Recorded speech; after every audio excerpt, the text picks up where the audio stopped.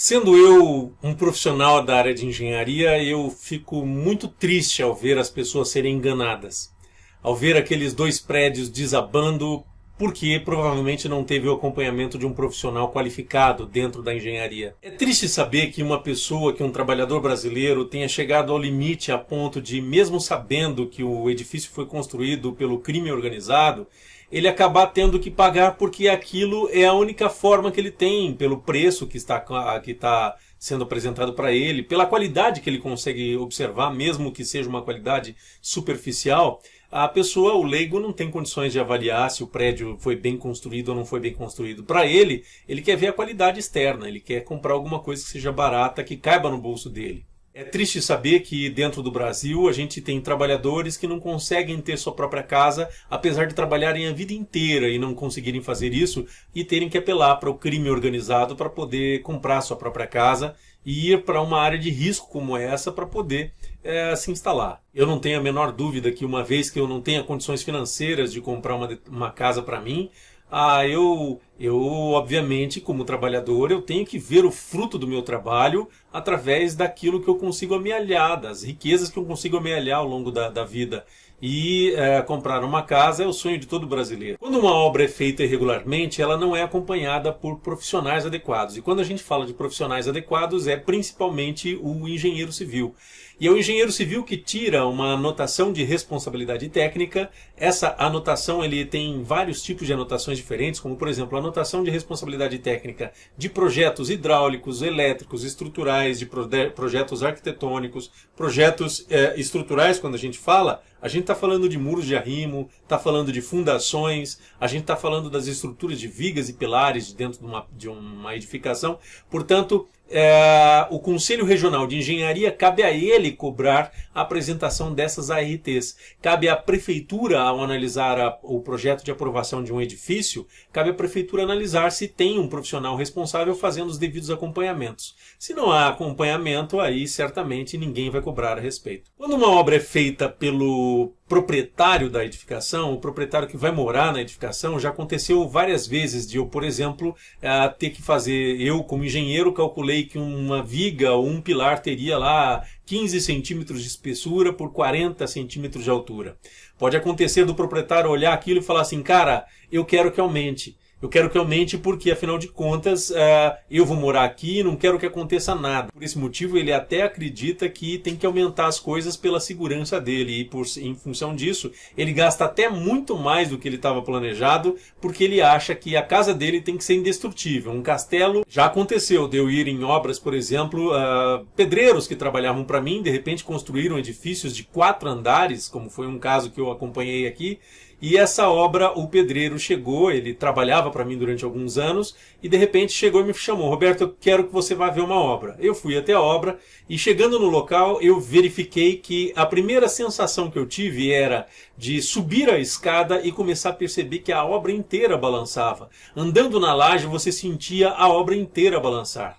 Nesse caso, o engenheiro, um profissional responsável que tenha acompanhado, que tenha visto isso, jamais teria deixado uma obra como essa acompanhar. Dentro da obra eu vi pilares mal dimensionados, eu vi vigas mal dimensionadas, eu vi pegando no concreto que estava executado, eu via que o concreto esfarelava, portanto a qualidade do concreto era de baixa qualidade.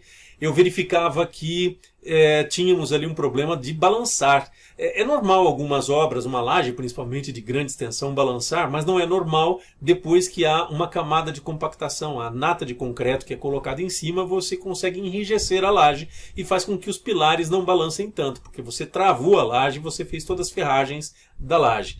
Mas, naquele caso, as pessoas queriam que eu assinasse a responsabilidade de uma obra que eu não fiz, para poder ficar livres, porque havia passado o CREA lá, Conselho Regional de Engenharia, e havia autuado eles pedindo para que tivesse um responsável. Obviamente, tendo visto aquela obra da maneira em que estava, eu jamais assinaria.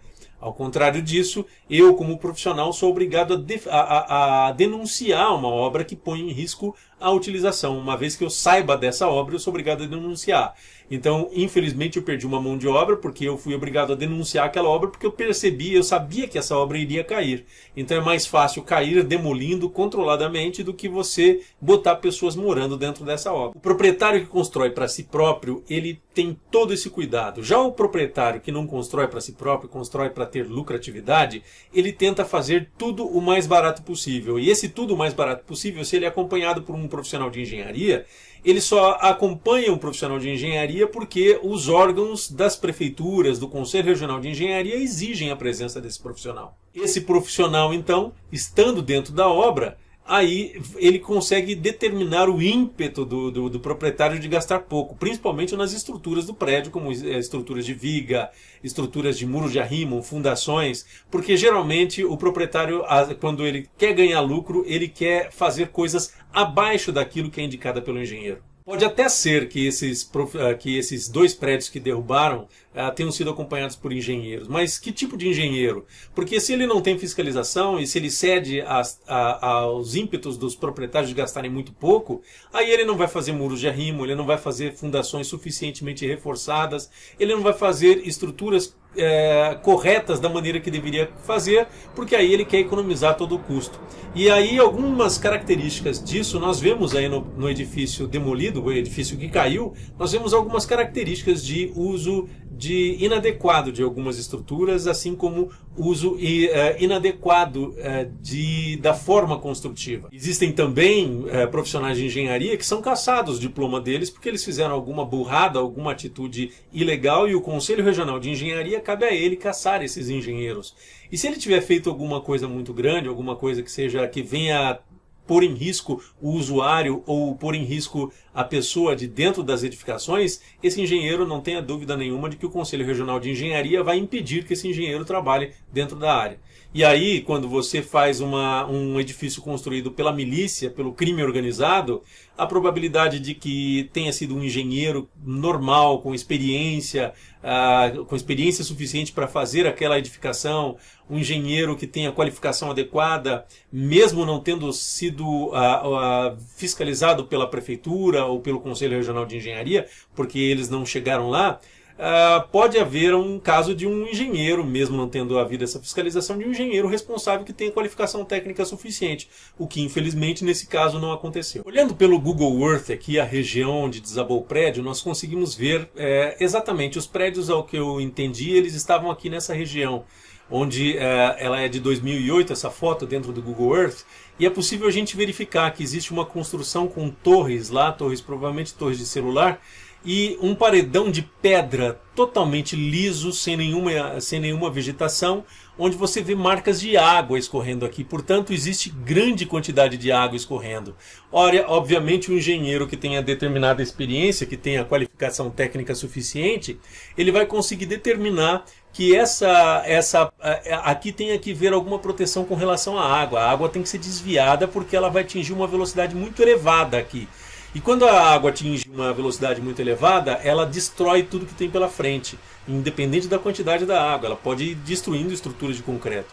E ela faz escavações, porque ela está caindo ali de 40 a 50 metros, se nós observarmos dentro do morro atual, onde eu suponho que tenha sido feita a construção. Eu, como engenheiro, faria muros de arrimo aqui nessa região, faria cortinas atirantadas, eu colocaria fundações aqui em altas profundidades, porque a alta profundidade é muito relativo, vai depender do tipo de solo que você tenha. Pode ser que, em função da montanha que nós temos aqui do lado, todo o solo seja rochoso e não exista a necessidade de se fazer fundações muito profundas. No entanto, essas fundações têm que ser agarradas, porque senão elas deslizam em contato com a pedra.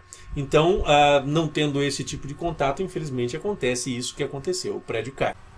Olha, a primeira coisa que nós percebemos nesses destroços aqui é que a laje de baixo veio parar na frente, a laje de cima veio parar aqui, a laje de cima sobre ela veio parar mais para trás, a outra laje para trás e para trás. Ou seja, esse prédio, o que aconteceu? Ele foi empurrado pela parte de baixo, pela quantidade de água ou lama que veio de lá de cima da montanha, e aí uma vez que ele foi empurrado, ele desequilibrou pela parte dos fundos do prédio. Então ele caiu da frente para trás. Como ele não tinha estrutura suficiente, é fácil você perceber quando você vê aqui um pilar. Ó. Esse pilar deveria estar apoiando esse andar sobre esse andar. E o pilar está totalmente desmembrado, está totalmente deslocado. Ó. Não temos a armadura do pilar à mostra. Ou seja, o pilar quebrou totalmente, ele não estava totalmente amarrado no andar de cima. E você percebe desta forma que não havia... A construção não foi bem feita, não foi feita corretamente, porque teria que ter um engastamento da laje sobre o pilar. Ele totalmente amarrado, travado, sem dar qualquer tipo de movimentação. Quando o prédio foi empurrado pela parte de baixo, os pilares não aguentaram, porque estavam simplesmente apoiadas as lajes ali, ele soltou. Ele soltou e derrubou a laje, porque, obviamente, você vê que foi em função justamente de não estar devidamente amarrado. Você vê um pilar aqui, você vê outro pilar que está aqui embaixo, que foi deslocado, olha lá, ó. Ele não mostra ferragens. Você vê as pessoas andando aqui embaixo e você vê pedaços de laje. Isso demonstra que a laje não tinha armadura suficiente, a laje estava quebrada ali. E o que acontece? Nesse caso, infelizmente, foi feito porque o proprietário estava querendo economizar dinheiro quando fez essa construção. É óbvio, a vida dele não estava em risco. E aí você vê quando vê esse prédio demolido, caído dessa forma, você imagina que todos esses outros aqui estão construídos da mesma forma. Olha lá a montanha, logo atrás, ó. A quantidade de água que veio aqui, se ela não encontra lugar para sair aqui, ela acha algum lugar para sair. E foi justamente aqui que ela achou para sair, que era o ponto mais baixo. Todos esses prédios aqui estão comprometidos, porque certamente não tiveram fundação suficiente para ser ancorados. O prédio, porque não tinha fundação suficientemente profunda, porque deve ter encontrado solo firme aqui, rocha, porque está no pé da montanha, deve ter encontrado rocha, e por sua vez eles não escavaram mais, não travaram na rocha. Eles deixaram apoiada a fundação em cima da rocha, e em cima da rocha, com água empurrando embaixo, ela desliza, virou um patins aí, né? Virou como se estivesse com patins embaixo, o prédio estava com deslocamento. Aí ele deslocou a laje de baixo e desequilibrou o prédio para trás, e aí ele cai. Para mim é óbvio que, é claro que o proprietário não tinha interesse de fazer uma construção que fosse respeitar as regras de construção e tentou economizar o máximo possível para tentar ter um lucro. Mas daí você começa a descobrir que esse proprietário, a pessoa que construiu isso, era da milícia. Eu acho que é bom a gente dar uma atenção especial aí sobre esse caso, porque o proprietário desse edifício é justamente esse cara que construiu aqui, ó. O major da PM, Ronald Paulo Alves Pereira. Era ele que controla o escritório do crime, é ele que está intimamente ligado ao Queiroz, é ele que está intimamente ligado com os Bolsonaro, para você ter uma ideia. Então aí você fala assim, poxa vida, então quer dizer que os prédios que estavam ali poderiam ser até ter dinheiro de pessoas importantes de dentro da República do Brasil. Pessoas que estão no poder aí, que hoje tem muito poder econômico, muito poder de polícia e político para tentar abafar tudo isso. Uma outra coisa que eu acho que é muito importante a gente começar a ligar é, por exemplo, que não é só o mais alto poder da República que está ligado com isso. A gente começa a ficar desconfiado, de repente, de ver declarações de uma juíza, de uma desembargadora dentro do Rio de Janeiro, que está cada vez mais condizente com o crime organizado. Ela falava a respeito de Jean Willis, porque Jean Willis era um desafeto do Bolsonaro, e o Bolsonaro a gente sabe que tem a ligação com as milícias e tudo mais. A gente viu ela falando sobre Marielle, quer dizer, ela coloca notícias falsas a respeito de Marielle, e é justamente essa mesma juíza, essa mesma desembargadora, que impede que esse prédio seja demolido 2 dias antes. E aí as pessoas morando lá dentro, porque não tinham condições de morar em outro lugar, obviamente, as pessoas morando lá dentro, então essa juíza é responsável pelas mortes. Mas quem é que faz essas coincidências enormes dessa juíza sempre estar fazendo discursos que são reflexos do crime organizado dentro do Rio de Janeiro, e ela repete isso com frequência? Quer dizer, tem alguma ligação aí que é necessário se fazer investigação. E eu acho que o judiciário torna-se ainda mais claro a ligação dele quando a gente vê, por exemplo, o Witzel, que é o governador do Rio de Janeiro, celebrando a quebra da placa de Marielle, a Marielle Franco, e aí você vê a íntima ligação dele com a Lava Jato. A Lava Jato, por exemplo, que está ligada dentro do governo, que a gente verifica aí que Sérgio Moro está lá dentro. Então, será possível que não existe nenhuma ligação? Será possível que nós vamos viver esses tempos para ver o crime organizado tomando conta de todos os poderes e substituindo o Estado, deixando o Estado mais enfraquecido do que já é, para poder tomar o lugar do Estado? E o que acontece? Acontece isso que a gente vê por aí. Eu acho que é necessário a gente ficar bem atento com relação a essa ligação do crime organizado junto à Lava Jato e junto ao principal poder do governo do Estado do Rio de Janeiro e principalmente o governo brasileiro. Vamos ficar atento. Eu vou sugerir a você que clique aí no sininho para dizer que você quer receber as comunicações dos novos vídeos. Eu vou dizer para você se inscrever no canal e para que nós possamos ter cada vez mais divulgando, compartilhando esses vídeos, cada vez mais divulgando esses vídeos para que nós possamos dezumbizar o Brasil. Até o próximo vídeo.